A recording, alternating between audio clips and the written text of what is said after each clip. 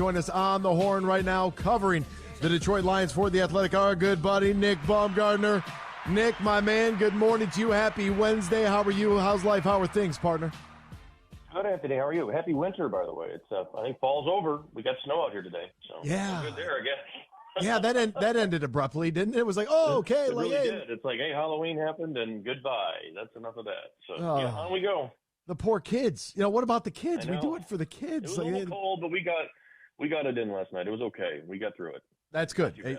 As long as mom and dad made it through, the parents, with their thermoses full of God knows what in there, good for you.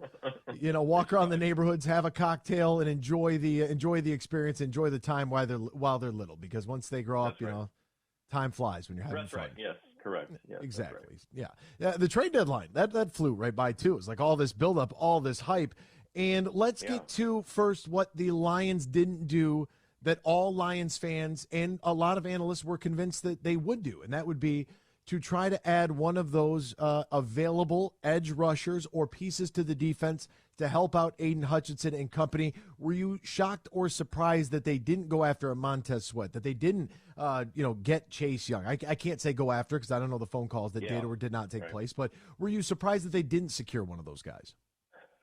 No, not really surprised that didn't happen. If I was surprised at anything, it was that they didn't try to get a corner I would say, like you said, that they didn't land a corner, because I think corner would have been the spot actually, maybe even more than edge, that I was curious to see if they would address. The edge situation is a little interesting because I think there's a few things at play there, and I could be off base, but you've got a lot of young guys on the roster right now who, including, Aiden, of course, but there's other guys too, at other positions who are going to need big contracts here soon, but not that long off. If you bring in, Chase Young or something and immediately have to sign him to another deal, and somebody's looking at him like, what are we doing all of a sudden? I don't know if that was something that they weighed or not. That's something that I've wondered about when they talk about chemistry in the locker room and everything else. If you bring in another high salary guy, what does that do to everybody else who has to get paid? I have no idea. But wasn't shocked. I thought it's certainly something that they could have done if they thought the price was right, which they clearly didn't. I do think, though, that corner is still something that, I think that they're going to need help at. And that's maybe one if they look back at and say, we wish we'd have done something there, maybe it would have been corner. No, and I heard a quote the other day. I'm trying to figure out who I should attribute this to because his name is slipping my mind. And he said, the most dangerous player that the Lions could have had is Brad Holmes with a draft card in his hand. And I thought about that a lot. And it was said yesterday. Now I can't remember who the hell said it. And it's really bothering me. Right. But you look at the way that Jahmyr Gibbs, Jack Campbell getting the start against the Raiders, Sam Laporta, obviously what he's been able to do, and Brian Branch, if he doesn't miss time, I think is definitely keeps the consistency rolling there from the early games in the season, probably still in that conversation for Defensive Rookie of the Year. Those four guys, I mean, they're leaning a lot on their youth of this past draft class and the draft class before that. And so I think when we look at the trade deadline, how do you go about where this team is at from the perception of their window being open? Go for it this year right now versus trying to evaluate, hey, not sacrificing the future, because we see with all the young talent that has been able to come in and be productive and be contributing members, that's the route. The long-term success is what we're really chasing here. Yeah, it's such a great question and a great point because that's really what this is, I think. It's still you're at, I get a lot of people that tell me, well, look at what the Eagles and the Chiefs and the 49ers are doing. And I say, well, that's great. And I know that Dan Campbell, I think, said the same thing, like, good for them. And I think that, it's not fair in some ways to compare the Lions to the Chiefs or the Eagles or the 49ers or really any established team that has, veteran stars that have been around for a long time or a team that's been to a Super Bowl, right, or won a Super Bowl in two of those cases. We can't compare those situations. And so when you see the 49ers go out and grab Chase Young and say, whatever, we'll take a shot at it. It doesn't work, who cares? Like the Lions are not in a situation yet with the age of their roster or the prove it, basically the evidence really of their roster being what we think that a lot of these guys will be. They're not there to just go and take a shot at somebody and say, well, if it doesn't work, whatever. There is no whatever here yet. It's still pretty delicate. And I think that that's the thing that Dan Campbell really stands up to protect a lot. And I think, Anthony, you said, I don't know who said that. That's a good quote because I think with the edge conversation with Holmes, I do think he would rather draft another one. And we'll see, and I've said this before and he doesn't, but, I do think he would rather, you've got Aiden Hutchinson, who you're probably going to max out. You love him. That's an A-plus draft pick. We'll see about James Houston, but I also wonder if he's like, let me go find another guy and let's put him on a rookie contract and do it that way, and instead of paying somebody that we didn't grow here. And so I think that in those high money positions like that's probably where this is still going to be driven by. Now, Nick, you've kind of referred to this in a couple of different manners already, so I want to go there next.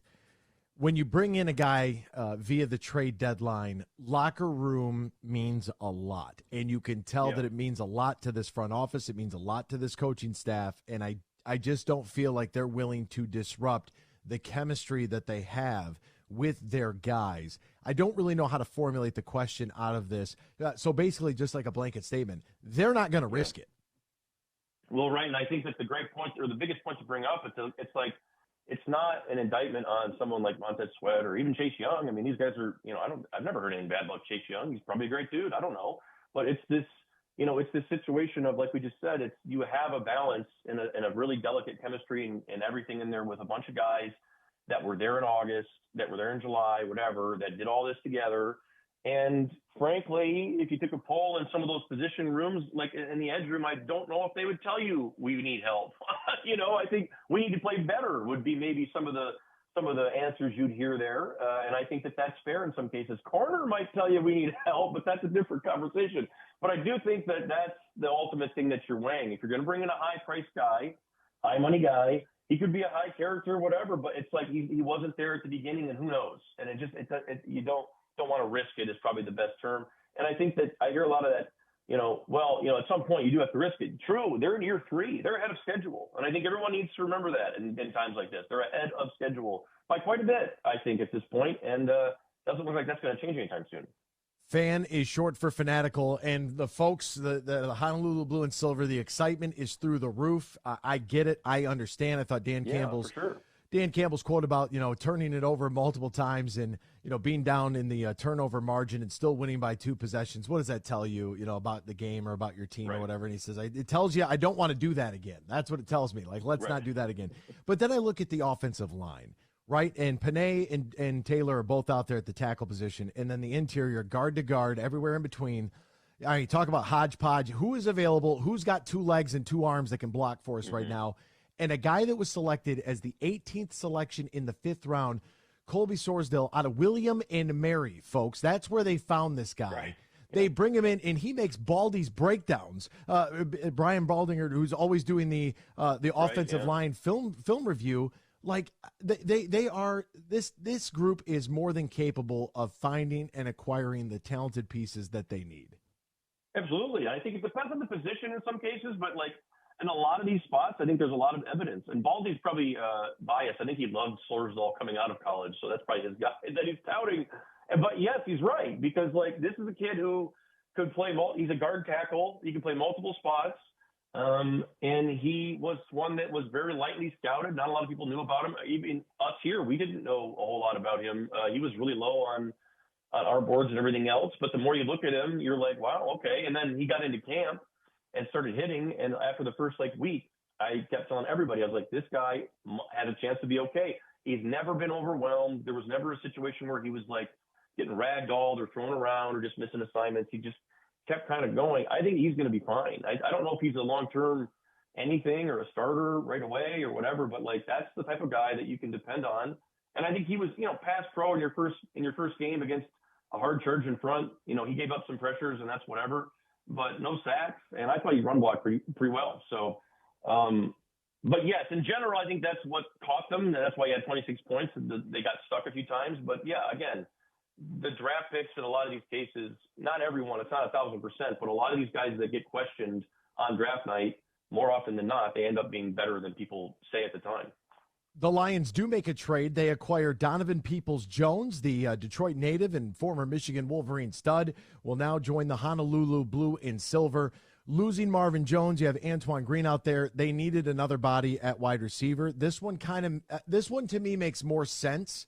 And I feel like I might be like in the minority of the crowd when it comes to this, but because JMO has shown us more potential than production. Amon-Ra continues to be the captain of consistency. Khalif Raymond's done a great job, and Josh Reynolds, very uncharacteristic fumble on Monday Night Football. But outside of that, it's not a bad four. Antoine Green, the rookie, being your fifth. Somebody else with some professional experience is probably going to help the room out a little bit, I think, and it's relatively inexpensive. If he plays really well, they should be able to get an extension or a long-term deal done with him that shouldn't cost them a whole lot because a little hometown discount. Right. Yeah, I mean, I think the reaction that I saw from a lot of people was more like disappointed that they didn't add a corner to, like that was it. Like it was just Donovan and not something else. Because I think most people were like, okay, well, I'm willing to see what happens with Br0's. I'm curious on this and very curious because when they talk about fits and everything else, Donovan is a guy that he was a terrific athlete coming out of Michigan, as we know. But he was a 6th-round pick for a few reasons. He was not a polished prospect, did not have terrific ball skills, was not really what we see from Michigan blockers today. Donovan was not that type of run blocker. There were a lot of questions in terms of durability and dependability and all this. And I think some of that still lingered in Cleveland, and that's part of the reason why they traded him. But again, he's still 24. He's very, very young. And he's athletically, you're not going to find an athlete with more, he's probably the best complete profile athlete at wide receiver in the NFL. When you talk about his jump numbers, his sprint numbers, everything else, there's no one that can sort of match what he does. So it's like, you put him in there, put him in the soup and say, let's see if St. Brown and Raymond and Reynolds rubs off on this guy. And then, like you said, maybe you have a terrific ad down the road. And right now, I think he can help, if nothing else. Khalif Raymond gets overworked, I think, as a slot/punt returner. Br0's is a punt returner. He can punt return. So I think that right there, he's a guy who can help you in some capacity right off the shoot in a place that you didn't have, plus the injury that we saw over the weekend. So, low risk on that one. 6th-round pick for a guy that's probably athletically, has a trace of a 1st-rounder. Now, on to Monday night's game. The Lions win 26-14. Without the pick six, it's 26-7. And then me doing my crazy math where instead of settling for field goals, we actually get into the end zone. Yeah. I predicted 45-6 as a final score. I feel really good about that's what should have been the final score. I am a wizard. I'd give myself all the credit there. Right. But no, this team stalling out on the plus side of the field was a little bit concerning for me. Some of the play calls, some of the, the shot that JMO take, I think it was Jameson Williams, his helmet popped off on the shovel pass. Like that hurt. It hurt me to watch. I didn't understand why we didn't just line up and do what we do best. I felt like we tried to get a little bit too cute. That concerns me a little bit. Is this a long-term worry or is this just me sweating because it was Monday night? Yeah, I don't know. I mean, I guess we'll have to see because it's still one of these things where, we got to remind ourselves with Ben Johnson that there's not 10 years of data here. There's only a short, amount. But I do think, the Ravens game was the first time he really got it put on. That was the first time that he really didn't have an answer for something that someone was doing to him since he's been a coordinator, right? That was his worst day, we'll say, everyone's worst day, really, but him included. And I think that the whole team sort of reacts like this. When they have a poor performance, they come pretty hard charging. And I think that sometimes that's really good, and sometimes that results in, you overwhelm someone and you just, whatever mistakes happen don't matter. But sometimes that results in sloppy, not very clean football, and maybe you're pressing a little bit too much. And I do wonder if, what the receiver pass in the red zone everybody was mad about. Why did you call? Well, first of all, it was open. So, I mean, if St. Brown threw the ball, it would have been touchdown. But why try that and not do something different? I get that. That's maybe pressing a little bit to try to answer what you did last week. I don't know if that was, I do wonder if that was part of the reason, but I think the bigger part of the reason is the line was just not dependable the way that it normally is, which is going to limit their call sheet quite a bit. And I think it's going to change the way that they plan for games. So I wouldn't be long-term worried about it, but I mean, I guess we'll see if anything like that creeps up again here. Now, Jahmyr Gibbs had 189 yards from scrimmage, which he outgained the Raiders all by himself. Gibbs' development, maybe he listened to Austin Eckler's breakdown of why David Montgomery was getting a bulk of the carries early on. And with Monty being out, they have to lean on him, and Craig kind of being that change of pace back a little bit, a little stronger between the tackles. But Gibbs, I thought, I mean, you think about everything Austin Eckler said about patience and pad level and squaring up and reading the zone and then jump cutting. It looked like he just regurgitated all that onto the football field Monday night. He was sensational. That's why they chose him at number 12.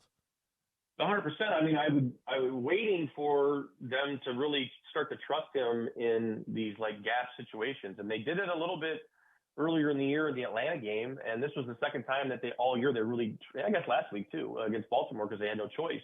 But it's like they love to run these downhill between the tackle, the gap runs that we know, power counter, all that stuff. And Montgomery's terrific at that, and he has been his whole career. Jamal Williams was great at that too. The one thing they didn't like about DeAndre Swift is that he's not consistent with those runs between the tackles. And part of the reason why I thought that they drafted Gibbs is that he's an outside zone guy who can burn people on the corner, but he's also a really good inside between the tackles runner if you give him a chance. He's not huge, of course. You sort of have to limit and pick your chances. Maybe I wouldn't give him, 15 of those every game, but he can really do something for you, especially in the second half when people get tired, as we saw in the third, fourth quarter, where people get tired and worn out. He is a home run hitter who can do it from up the middle. And it was cool to see that finally happen. I wonder if the coaching staff needed to see it, right? Because I'm looking at it right here, he had 102 after contact out of his 152 rushing yards. So, that's all between the tackles. That was all tough yards that everybody else gets, and he gets it in different ways because he's so fast and so explosive. But that was cool to see. I'd like to see them do more of that in the second half of the season here. His name is Nick Baumgardner. You can find him on Twitter at Nick Baumgardner. And if you thought his book, Mountaintop, was awesome, wait until you see his next New York Times bestseller on the Michigan international espionage scandal that is taking place. It is going to be electric. Absolutely not. Nick, my man, I appreciate the time this morning. Thank you so much, my friend. Anytime, man. We'll talk to you.